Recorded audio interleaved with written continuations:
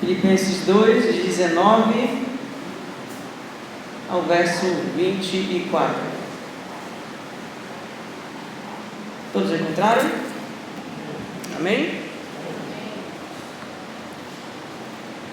Vamos ler juntos esses versos então? Juntos? Espero, porém, no Senhor Jesus, mandar-vos Timóteo o mais breve possível, a fim de que eu me sinta animado também, tendo conhecimento da vossa situação, porque a ninguém tenho de igual sentimento, que sinceramente cuide dos vossos interesses, pois todos eles buscam o que é seu próprio, não o que é de Cristo Jesus, e conheceis o seu caráter provado, por servir ao Evangelho junto comigo, como um filho ao Pai. Este, com efeito, é quem espero enviar, tão logo tenha eu visto a minha situação.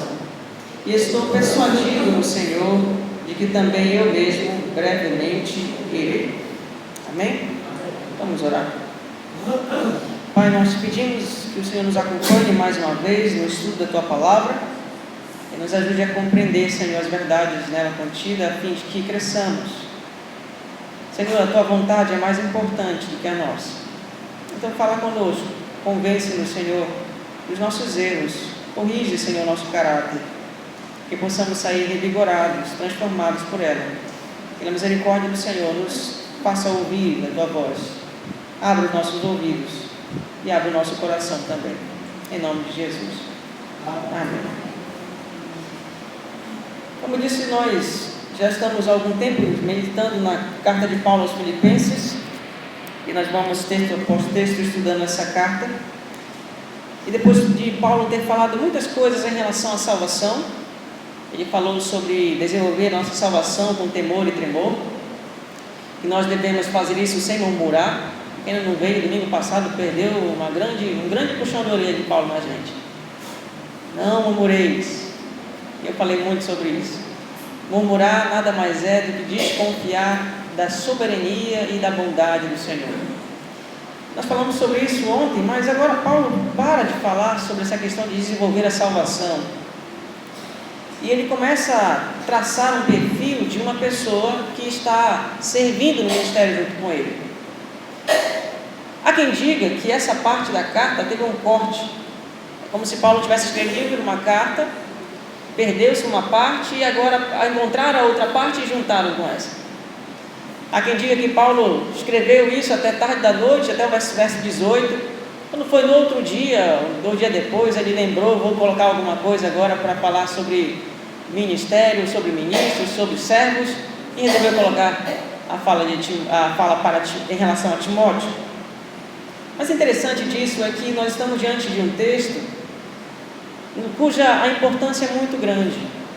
A igreja, infelizmente, tem buscado líderes que estão de acordo com os seus conceitos.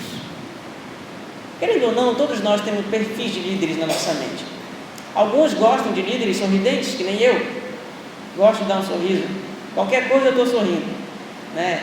Agora tem gente que quando me vê sorrindo, fica olhando e diz: rapaz, eu não gosto de gente assim não. Para mim, líder tem que ser carcudo, já sério, né? Homem de Deus que sobe no púlpito tem que falar sério. Outras pessoas gostam de pessoas mais, digamos que, com eloquência no púlpito. Eu gosto daquele pastor que pula no púlpito e rodopia e faz o povo dar glória a Deus, aleluia, amém. Esse que eu gosto. Já tem outros que dizem: rapaz, quando o pastor começa a fazer isso, acho que ele está saindo muito da linha, vai perdendo o raciocínio, e aí acaba que, não sei, ele acaba se perdendo no meio do caminho. Enfim, querendo ou não, visão de líder é variada. Mas aqui Paulo nos dá, ao falar de Timóteo, algumas diretrizes do perfil de um líder que realmente vale a pena ter. E aqui nós encontramos então essas verdades, e eu resolvi dividi-la em 2 partes. 2 partes então. O verdadeiro ministro do Evangelho, primeiro, busca o melhor para a sua igreja. E o verdadeiro ministro do Evangelho serve de exemplo à igreja. Eu espero que o Senhor nos ajude então a entender a sua palavra e a refletir um pouco sobre nossa própria vida também. Acompanhe comigo então, o texto está aqui no slide, eu vou explicando e tirando algumas conclusões para a nossa vida. No verso 19, Paulo diz: espero, porém, no Senhor Jesus mandar-vos Timóteo o mais breve possível, a fim de que eu me sinta animado também, tendo conhecimento da vossa situação. Para quem não sabe, Paulo está preso em Roma. Ele está impedido de ir fazer essa visita aos irmãos. Ele ama esses irmãos, porque esses irmãos têm cuidado bastante dele. Mesmo de longe, Paulo diz que a única igreja que se associou com ele em dar e receber e sustentá-lo na vida ministerial foi essa igreja. Essa igreja tem intercedido por ele, o ama de fato, e ele tem um amor muito grande por essa igreja. Mas ele está impedido de ir falar com essa igreja, exortar os irmãos, ensinar os irmãos. E no verso 19 ele diz: já que eu estou impedido de ir, eu vou mandar pelo menos alguém em quem eu confio. E aí ele chama uma pessoa que muitos de nós já conhecemos, chamada Timóteo. É provável que Paulo tenha encontrado Timóteo em sua primeira viagem missionária, em Atos 14. E que ele tenha sido se rendido a Cristo nessa ocasião em que Paulo está evangelizando. Isso provavelmente foi relatado lá em 1 Coríntios 4. A mãe e a avó de Timóteo foram convertidas a Cristo antes dele. Ele era filho de uma mãe judia e de pai grego, mas Paulo considerava seu amado filho. Algum tempo depois, na sua segunda viagem, quando Paulo voltou a Derbe e Listra, ele chamou a Timóteo para ser um de seus companheiros na pregação do Evangelho. Por isso agora ele diz: a fim de que eu me sinta animado também. Peraí, Paulo quer mandar Timóteo para visitar os filipenses, e nesse envio de Timóteo lá para Filipos, Paulo se sente animado. Por que ele se sente animado? Ele se sente animado porque ele sabe que ele vai ter conhecimento correto da situação dessa igreja. E é interessante porque, de certa maneira, nós temos variedades e variedades de líderes. Alguns líderes, quando enxergam uma igreja cheia, dizem: oh, igreja saudável, oh, igreja boa, igreja tranquila, igreja realmente de Deus, sentir a presença de Deus ali. Mas a análise da vida dos irmãos às vezes não é tão boa assim. E muitos líderes não são capazes de fazer essa análise, mas Paulo sabe que Timóteo vai fazer essa análise da vida dos filipenses de maneira adequada. Por isso ele diz: eu quero me alegrar com isso, eu quero mandar Timóteo para lá. E ele diz também que a ninguém tem o igual sentimento. Essa ideia de igual sentimento, ele não tem nenhuma outra pessoa que pense exatamente como eu penso, como Paulo está dizendo. Timóteo, para mim, é alguém que pensa com a minha cabeça, que pensa do mesmo jeito que eu, que tem as mesmas prioridades que eu, por isso eu confio nele. E também ele diz no final que sinceramente cuide dos vossos interesses. Mais importante e interessante é que Paulo mostra então que Timóteo está provavelmente sendo enviado para lá, para tomar conhecimento da situação dos filipenses e servir aos filipenses. Mas Timóteo não está indo lá buscar os seus próprios interesses. Ele quer cuidar dos interesses próprios da igreja de Filipos. O que nós aprendemos, de certa maneira, aqui, nada mais é do que uma verdade importante para nós. O verdadeiro ministro do Evangelho abre mão de seus interesses pessoais para buscar o bem-estar da igreja. De novo, o verdadeiro ministro do Evangelho abre mão de seus interesses pessoais para buscar o bem-estar da igreja. Paulo não está dizendo que nós, ministros, devemos imitar a Timóteo, mas ao que descreve as virtudes que Timóteo tem. Paulo não está dizendo: você tem que fazer a mesma coisa igual Timóteo para você ser um bom ministro. Não, mas pelo menos uma virtude ele descreve: ele busca o interesse da igreja. Na nossa época é marcada por pastores que pensam somente em si mesmos, infelizmente. Pastores que são muitas vezes chamados para uma igreja e nos seus corações o que está pulsando de desejo não é servir a igreja, mas ser servido por ela.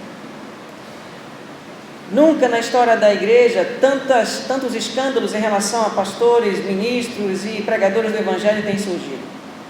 Pessoas com dinheiro na Bíblia, sonegando impostos, enganando pessoas, Tantas e tantas matérias que nós vemos na internet, no jornal, surgindo da vida de pastores. De fato, a vida pastoral caiu em descrédito. E muito desse descrédito da vida pastoral se dá pelo simples fato de que muitos que estão no ministério são pessoas ambiciosas. Pessoas ambiciosas não pensam nos outros. Pessoas ambiciosas pensam em si mesmas. Não há nada de errado, irmãos, em um ministro querer o bem para si mesmo. Mas o que Paulo está dizendo é que um verdadeiro ministro, quando se depara com uma situação como essa, onde a igreja está precisando de auxílio, ele prefere abrir mão de seus interesses pessoais para ajudar a igreja. Imagina só, você mudar de um estado para o outro, de uma cidade para outra, ter que mudar, vender os seus móveis, numa inflação como essa, móveis que você tanto pelejou para comprar, agora você tem que vender a preço de banana para você poder ir para uma igreja, onde a igreja poderá assistir, e muitas vezes não assiste direito. Mas vemos um exemplo de uma pessoa assim. E Paulo está dizendo isso. Se você quiser conhecer um ministro, conheça dessa maneira. Ele não vai para a igreja por interesses pessoais. Tirei um princípio comigo. Nunca passar de uma igreja para outra na promessa de que alguém vai me dar um salário melhor. Graças a Deus eu não contei nada para os presbíteros quando me convidaram, mas foi exatamente o que eles me ofereceram. O que eu ganhava no Vinhais, me ofereceram aqui. Porque talvez o meu coração fosse tendencioso a querer vir para cá na ânsia de conseguir um valor financeiro maior. Mas ao mesmo tempo isso pesa na consciência, porque véspera disso eu tinha estudado esse texto. Como eu posso ser ambicioso se o Senhor me chama para ser uma pessoa que deve abrir mão de meus interesses por conta da igreja? É uma luta constante. O verdadeiro ministro do Evangelho não pensa no bem-estar da igreja apenas quando a igreja pensa no seu bem-estar. Isso é muito importante. E como eu tenho conhecido pessoas, ministros, servos de Deus, que não são reconhecidos pela igreja, mas que abrem mão e passam muitas vezes necessidades em prol do Evangelho. Tenho dado aula lá em Presidente Dutra, recentemente eu fui lá dar aula e conheci um irmão que deixou de ganhar os seus R$2.000 para ganhar R$1.000 para ir para o interior, onde não tem uma promessa de nada e nem escola para o seu filho, mas vai para lá abençoar a igreja. E são essas pessoas que muitas vezes nós desvalorizamos. Nós como igreja costumamos valorizar aquelas pessoas que estão em destaque e esquecemos dos Andrés ordinários. Os Andrés ordinários são pessoas que nunca estão no holofote da igreja, que nunca são reconhecidas numa denominação, mas que são pessoas que levam o Evangelho avante, porque temem ao Senhor e querem ser usados pelo Senhor e abençoar a igreja. As pessoas esperam o Spurgeon surgir, e quando muitos Andrés estão por aí. A igreja tem que pensar sobre isso. Será possível que esta é uma virtude que apenas os ministros devem ter? Claro que não. Paulo já disse que essa é uma virtude que todo cristão deve ter. Olha lá no capítulo 2, verso 4. Nós já estudamos esse texto e Paulo é como se estivesse se aplicando, e Timóteo tem essa verdade na prática. Capítulo 2, verso 4 diz: não tenha cada um em vista o que é propriamente seu, senão também cada qual o que é dos outros. Isso é importante nós pensarmos, irmãos, porque um ministro nada mais é do que um bom cristão. Ele não é um cristão perfeito, mas é um bom cristão. É alguém esforçado. Porém, o fato de termos um bom ministro não quer dizer que nós devemos ficar com nossos braços cruzados. Todo bom ministro merece ser honrado com boas ovelhas. Se ele serve em prol dos outros, se ele busca o interesse dos outros, suas ovelhas devem fazer o mesmo. Porque esse é um mandamento tanto para ministro quanto para pessoas que estão na igreja ouvindo a palavra do próprio ministro. Paulo mostra que essa é uma virtude não só exigida dos ministros, mas sim uma virtude de todo e qualquer crente. E Timóteo nada mais é do que um crente exemplar. Eu lembro muito bem de uma vez, eu estava estudando física no cursinho lá em Belém, e muitas pessoas elogiavam um professor de física aqui, esse professor de física que eu tinha, e diziam que ele sabia passar o conteúdo de maneira boa. Você sabe que física é meio difícil, né? Principalmente as mulheres, algumas mulheres têm dificuldade com física. Não, estou brincando, né? Tem homem que ainda não tem. Mas enfim, muitos de nós temos dificuldade com física. E ele sabia passar essa matéria de uma maneira tão fácil, mas tão fácil, que parecia que você não precisava nem estudar. Ele fazia coisas na fórmula que você decorava, ia para casa e nunca mais esquecia. Até hoje eu tenho fórmula na cabeça de cantorias que ele fazia para nós decorar. E eu me lembro muito bem de uma frase que ele disse: um bom professor nada mais é do que um bom aluno. Amados, nós temos que entender isso. O ministro nada mais é do que um bom cristão. E quando nós escolhemos ministros para a igreja, nós precisamos pensar: ele é um bom cristão? Ele não é uma pessoa perfeita, mas ele precisa ser um bom cristão. Ao mesmo tempo, nós precisamos também ser bons cristãos. A primeira aplicação que nos exorta aqui como cristãos de maneira geral é abrirmos mão em muitas situações de nossos interesses pessoais para buscar o bem-estar de verdadeiros ministros do Evangelho. Se por um lado os ministros devem abrir mão de coisas pessoais para abençoar a igreja, por outro, muitas vezes a igreja deve fazer o mesmo. E muitas vezes nós somos convidados a fazer isso. Abrir mão de tempo, abrir mão de dinheiro, abrir mão de espaço, abrir mão de prioridades para abençoar a igreja. Muitas vezes nós fazemos escolhas que não estão de acordo com esse princípio. Preferimos estar na praia, preferimos estar no cinema, ao poder servir algum irmão ou ajudar em algum sentido na igreja. Nós esperamos demais da liderança da igreja e esperamos pouco de nós mesmos. Mas esse princípio, como já disse, é aplicado aos dois. Um bom ministro abre mão dos seus privilégios, do seu bem-estar para abençoar a igreja. E um bom cristão também. Sendo assim, todos nós somos exortados a lembrar de uma verdade muito importante: mais bem-aventurado é dar do que receber. Quando nós não compreendemos isso, nós nos tornamos pessoas egoístas. Nós queremos que a igreja seja do nosso jeito, que as coisas aconteçam do nosso jeito, que as pessoas reajam do nosso jeito. Ao invés de nós podermos ajudar as pessoas, nós queremos ser servidos por elas. E esse é um princípio importante.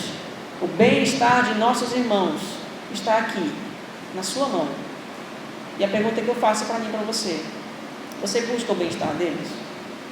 Ou você busca primeiro satisfazer a si mesmo e fazer com que tudo esteja de acordo na sua família e no seu trabalho para depois lembrar de seus irmãos?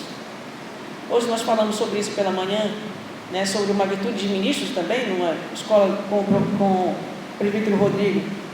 E interessante que, mais uma vez, essa verdade sendo fundamentada e explicada nas Escrituras para nós. Eu e você precisamos lembrar: o bem-estar de nossos irmãos também é importante. E é nós que devemos buscá-los. Já imaginou uma igreja onde todo mundo busca ajudar um ao outro? Você consegue imaginar numa igreja onde você sempre olha para outra pessoa como alguém que precisa de sua ajuda e não alguém que deve servir a você? Você consegue imaginar um povo assim? Pois é um povo desse que Deus espera que surja e cresça nessa igreja. É um povo onde todos nós olhemos uns para os outros, não como pessoas que devem ser abençoadas, mas como pessoas que devem abençoar. A segunda verdade que eu posso encontrar aqui está no comparativo que Paulo faz de Timóteo em relação a outros ministros. Verso 20 diz assim: porque a ninguém tenho de igual sentimento que sinceramente cuide do vosso interesse, verso 21, pois todos eles buscam o que é propriamente seu e não o que é de Cristo Jesus. Foi.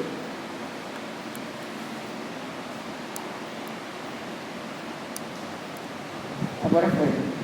Já ia repreender o demônio digital de novo. Pronto, vamos aí. O que nós aprendemos então aqui é que Paulo faz um comparativo. Timóteo busca o interesse da igreja, mas todos eles, quem são esses todos eles? Se você voltar um pouquinho na carta, você vai descobrir comigo rapidamente. Capítulo 1, lá no verso 15. Alguns efetivamente proclamam a Cristo por inveja e porfia, outros, porém, em face de boa vontade. Estes por amor, sabendo que estou incumbido da defesa do Evangelho. Aqueles, contudo, pregam a Cristo por discórdia e insinceramente, julgando suscitar tribulação às minhas cadeias.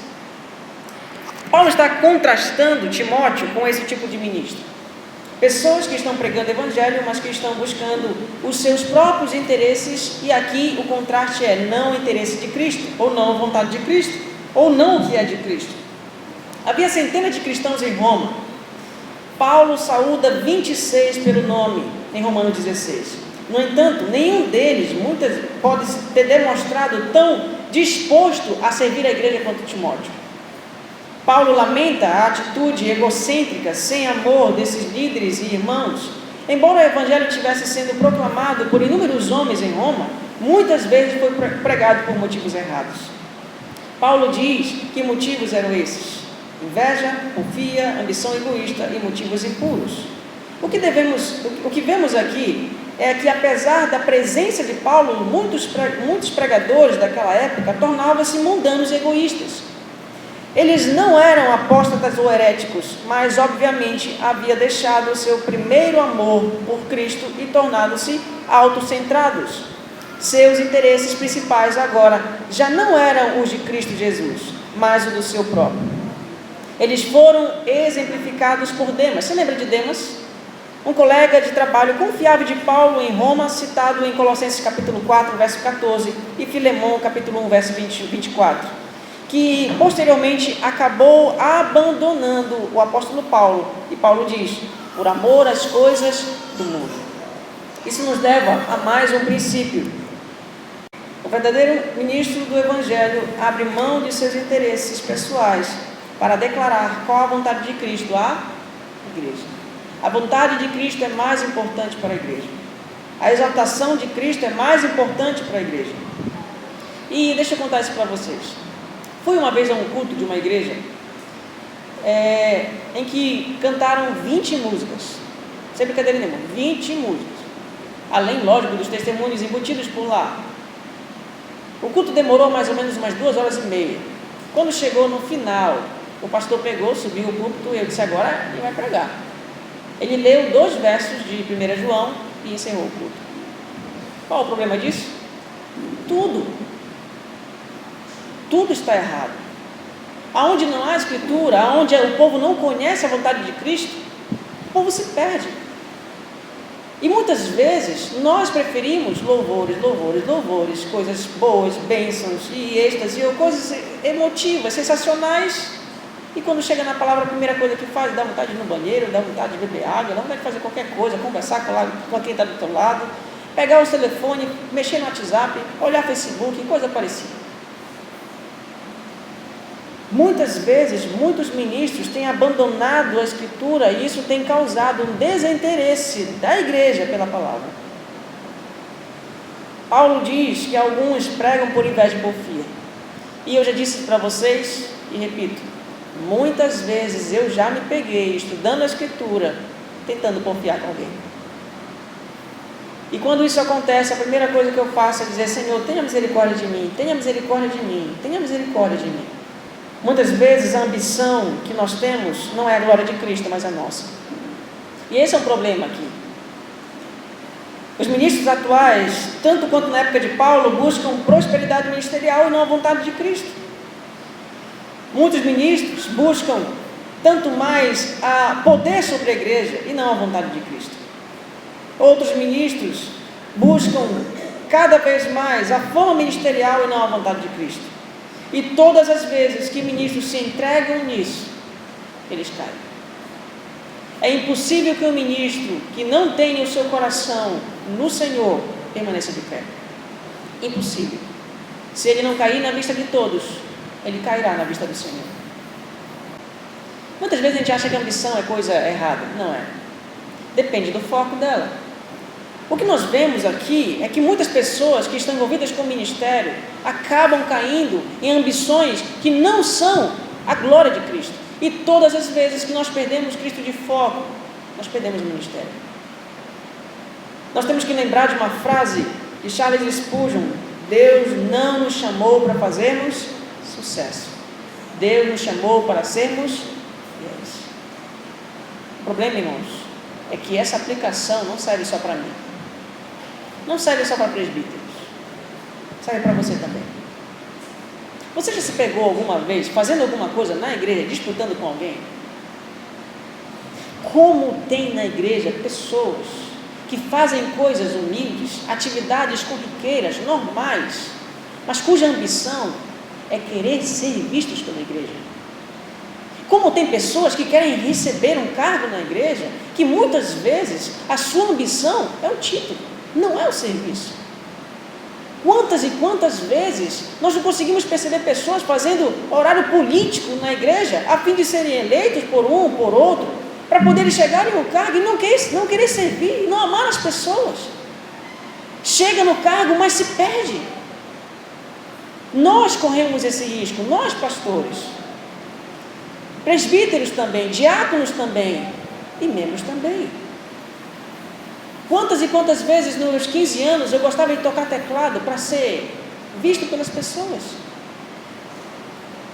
Quantas e quantas vezes você não se pega fazendo isso? Limpando a igreja, fazendo serviço na igreja, fazendo um evangelismo, e gosta quando as pessoas olham para você porque se sentem admiradas que você é um bom crente. E você enche o peito e diz, que legal, estou sendo reconhecido. O irmão está me reconhecendo o meu valor. Amado, você tem alguém que deve esse reconhecimento ao Senhor. E se nós fazemos qualquer coisa que não é para a glória de Cristo, é melhor parar. É melhor parar. Porque se há algo que está sendo alimentado, é o nosso egoísmo, o nosso egocentrismo, a nossa glória. E se a nossa glória estiver crescendo em nosso coração, nossa queda é certa. O Senhor aborrece aos soberbos, mas ama os humildes. Você lembra de alguma vez que você fez alguma coisa, disputando com alguém, invejando alguma coisa, com segundas intenções? Ou se você lembra disso, você é igual eu. Nós estamos no mesmo barco, lutando contra as mesmas ambições. Lembremos disso. Deus não nos chamou para fazermos sucesso.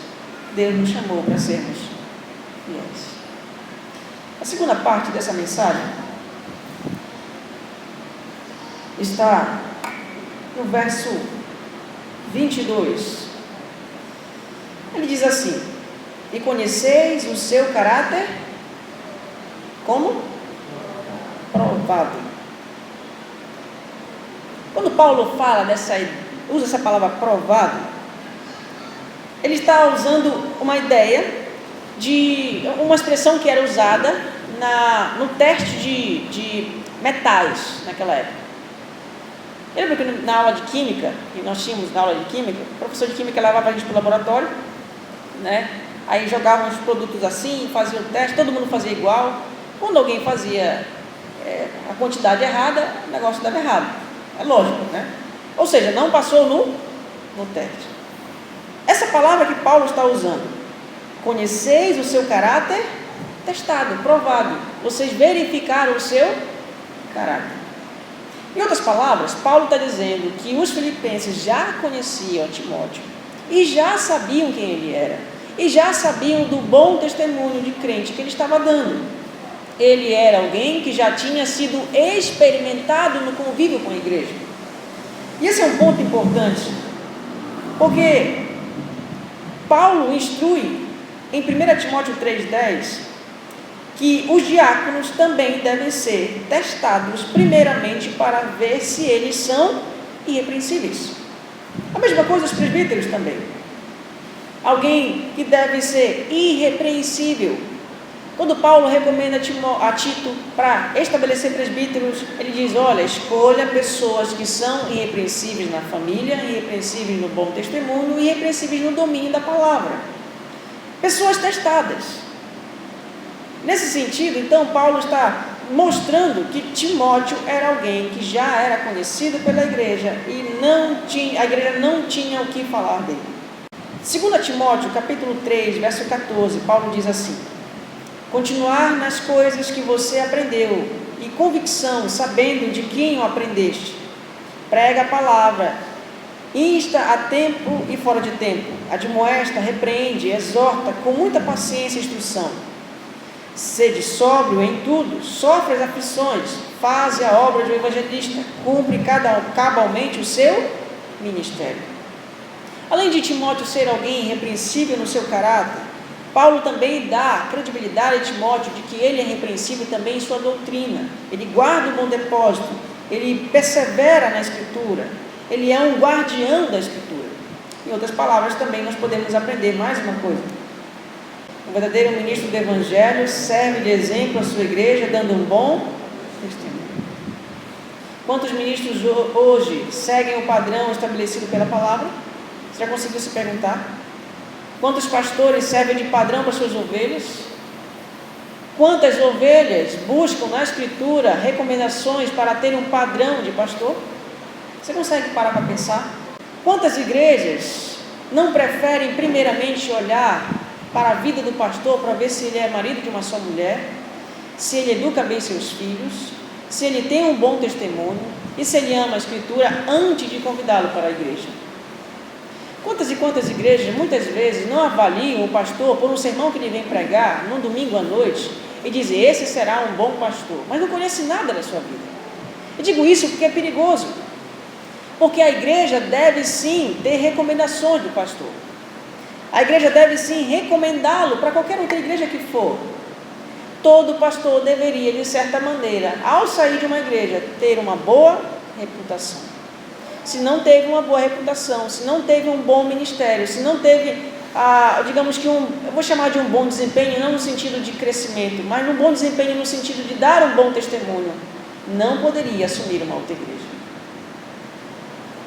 O padrão de conduta da igreja está tão longe da palavra que ela acha normal que os pastores se separem e se casem novamente quantas vezes quiserem, mas eles podem continuar sendo pastores. Que pessoas que enganam os outros, ministros que enganam uns aos outros, podem continuar sendo pastores. Paulo diz que não. Nós precisamos lembrar de que um bom testemunho é essencial para a saúde da igreja. Todo ministro que não dá um bom testemunho em seu caráter, joga a igreja para água abaixo.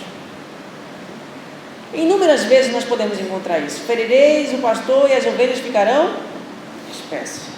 Isso é Bíblia. Talvez você esteja pensando: pastor, isso não tem importância.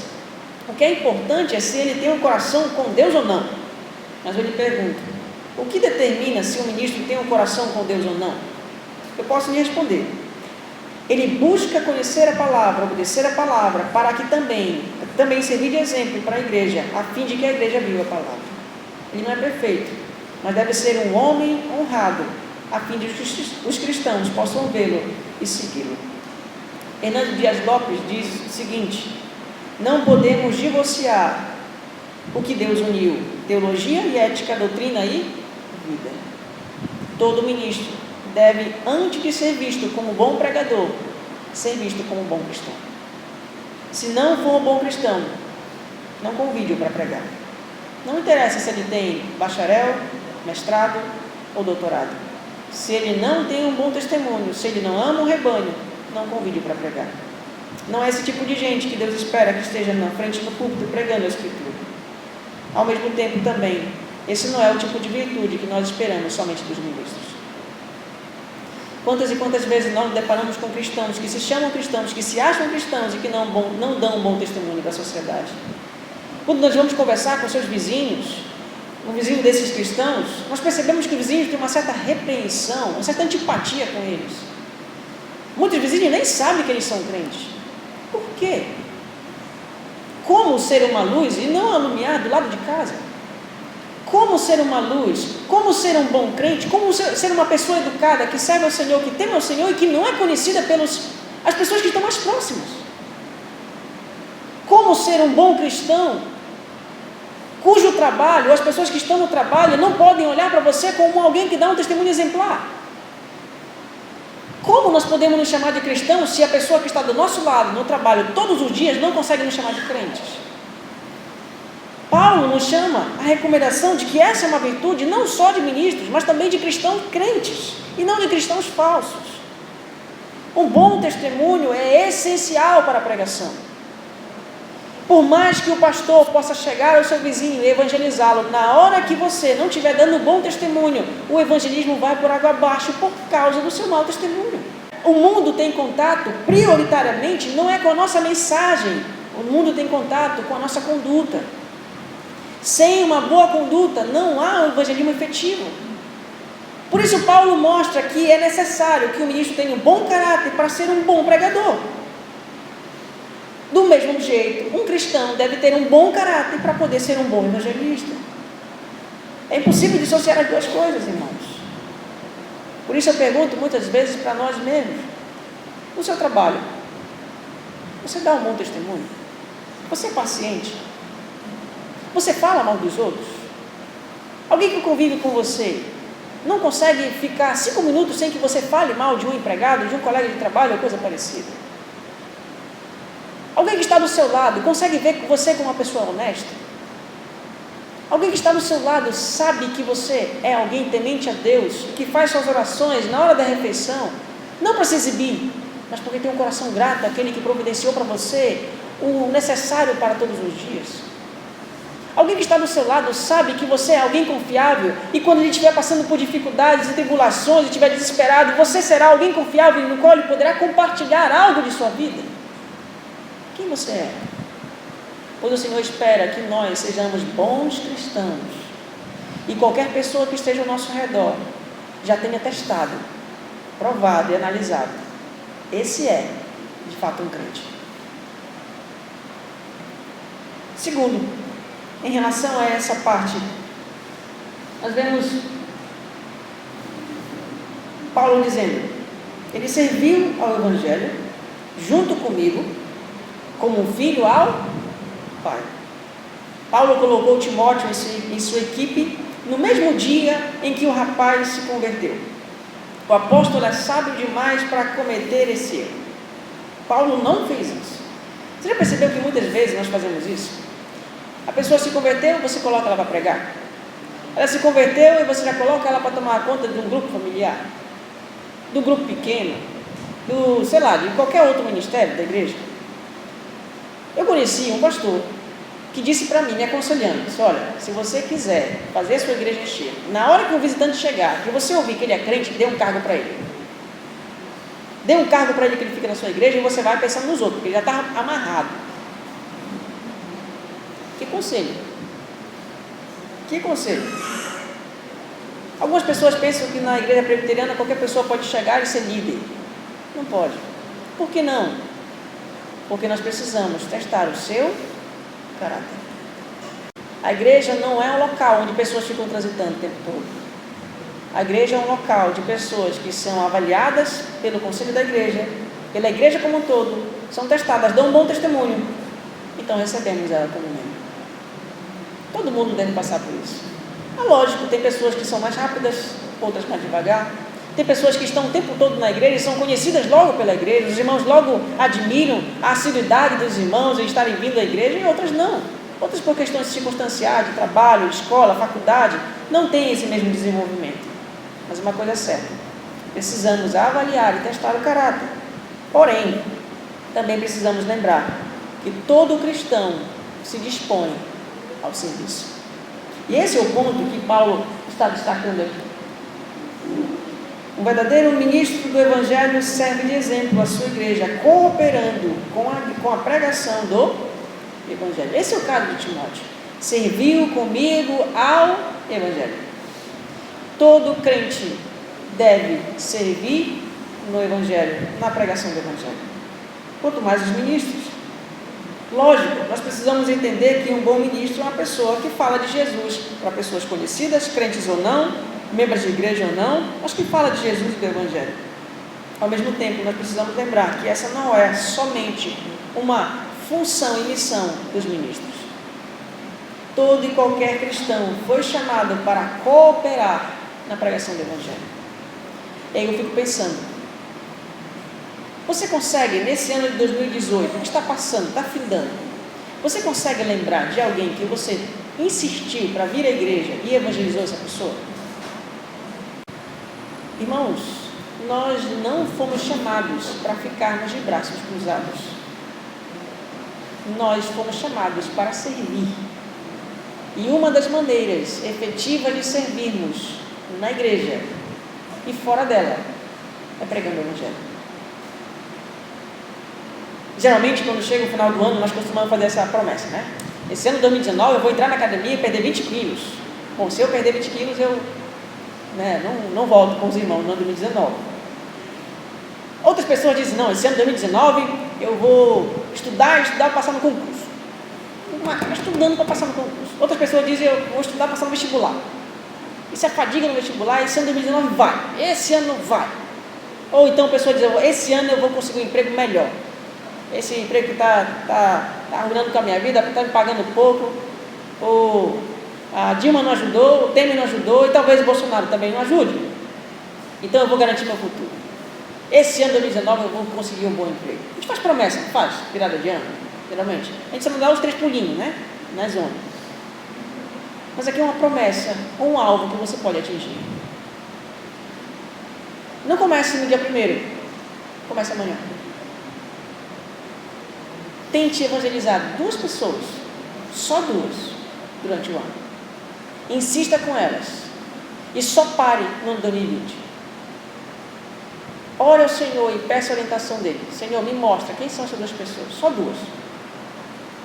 Se cada um de vocês evangelizasse 2 pessoas e uma só se convertesse, nós já teríamos que quebrar o muro da igreja.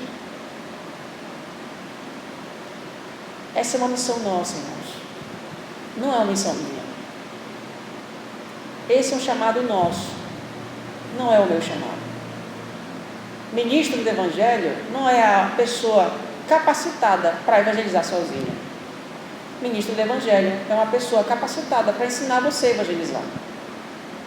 E nós evangelizamos juntos. Paulo nos chama aqui e mostra que Timóteo tinha essa virtude. Serviu comigo ao Evangelho. E, irmãos, como eu gostaria de, no final do ano de 2019, olhar para trás e olhar para muitos irmãos e dizer, vocês serviram comigo na pregação do Evangelho. Isso traria muita alegria ao meu coração. E tenho certeza que traria para o seu. Daqui a pouco, irmãos, eu vou batizar uma filha de um casal que é muito querido por mim e pela minha esposa. Há uma semana atrás, Márcia disse que o grande presente de um pastor é ter suas ovelhas, né, Márcia? Que deve participar do crescimento das ovelhas. E eu digo para você, não tem coisa melhor. Convivendo com esse casal, eu pude perceber como também o Senhor me deu mais uma alegria de vê-los restaurados e de ver o fruto dessa restauração. E que fruto lindo! Que fruto lindo! E eu me alegro, irmãos, com isso. Como é bom para um pastor ver sua igreja crescendo na vida espiritual.